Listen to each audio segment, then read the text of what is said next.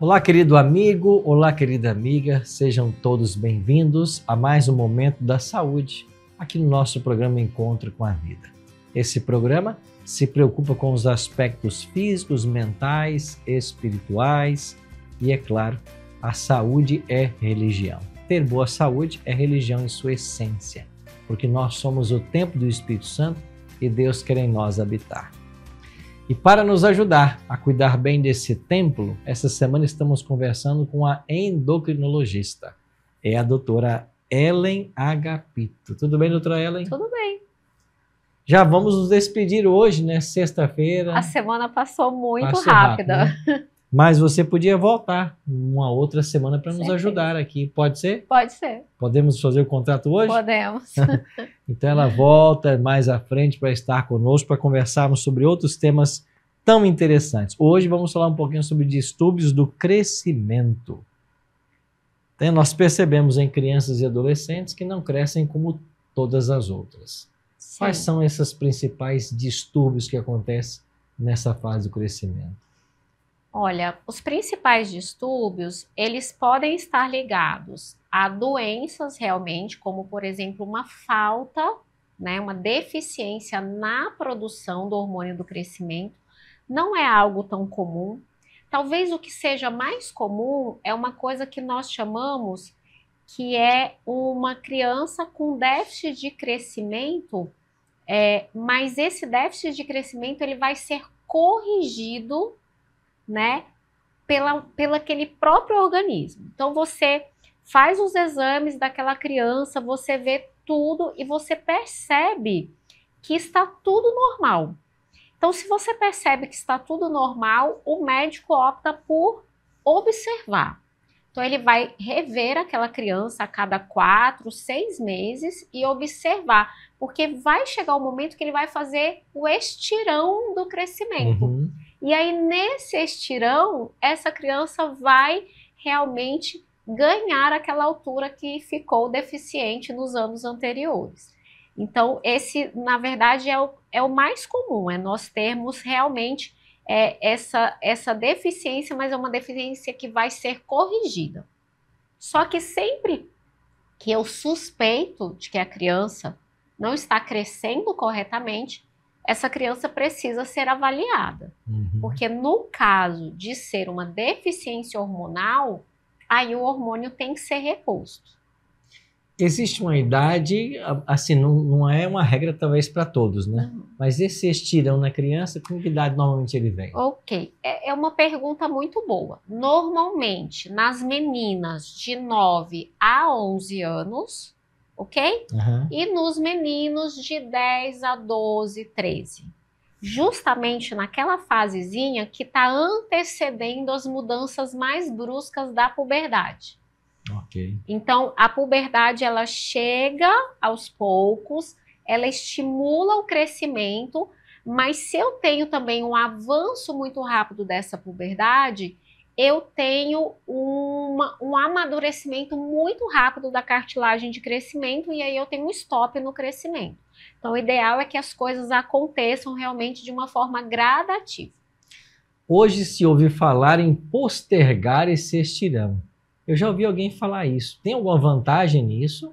Só quando eu tenho uma criança que não vinha crescendo corretamente, e eu preciso fazer com que essa criança alcance o seu potencial melhor ali no que a gente chama de curva de crescimento. É algo que o pediatra tem que fazer com a criança, né? Ele vai medir, ele vai pesar a criança e ele vai colocar num gráfico, né? O endocrinologista faz isso também, o endocrinopediatra.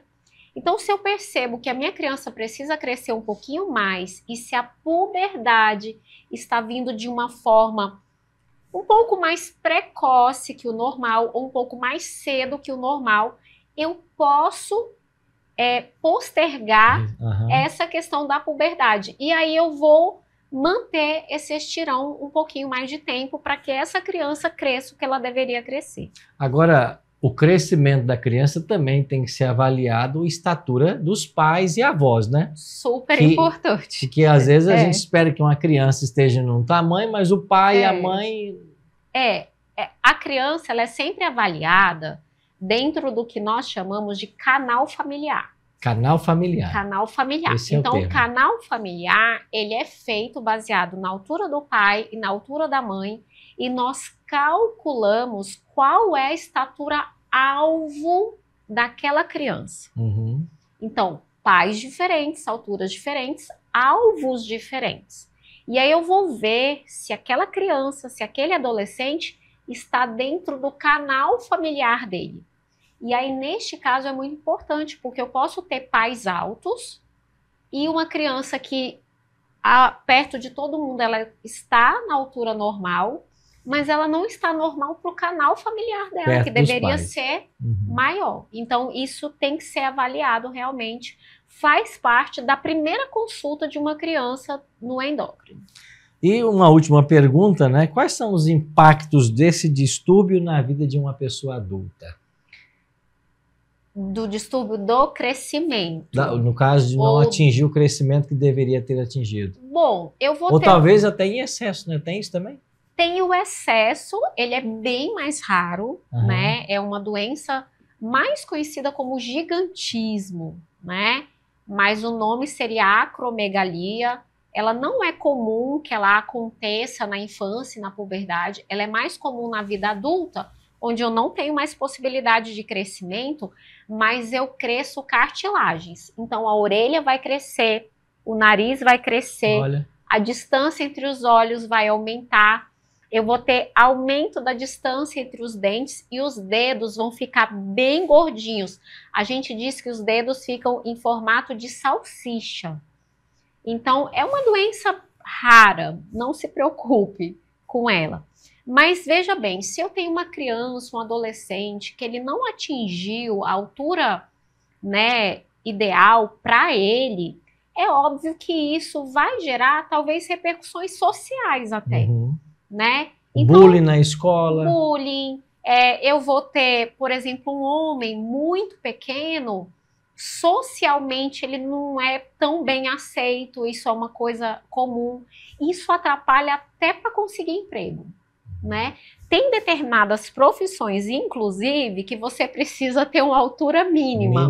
Por exemplo, eu jamais poderia ser comissária de bordo. Eu não tenho altura mínima para comissária de bordo. Conseguia alcançar o bagageiro do avião. Não ia alcançar. Então, existem realmente repercussões, né?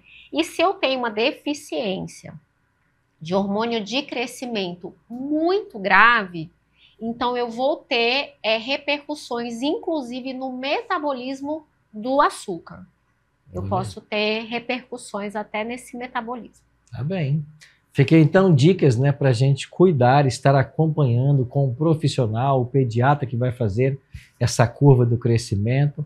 Como é que chama a questão da família? Canal familiar.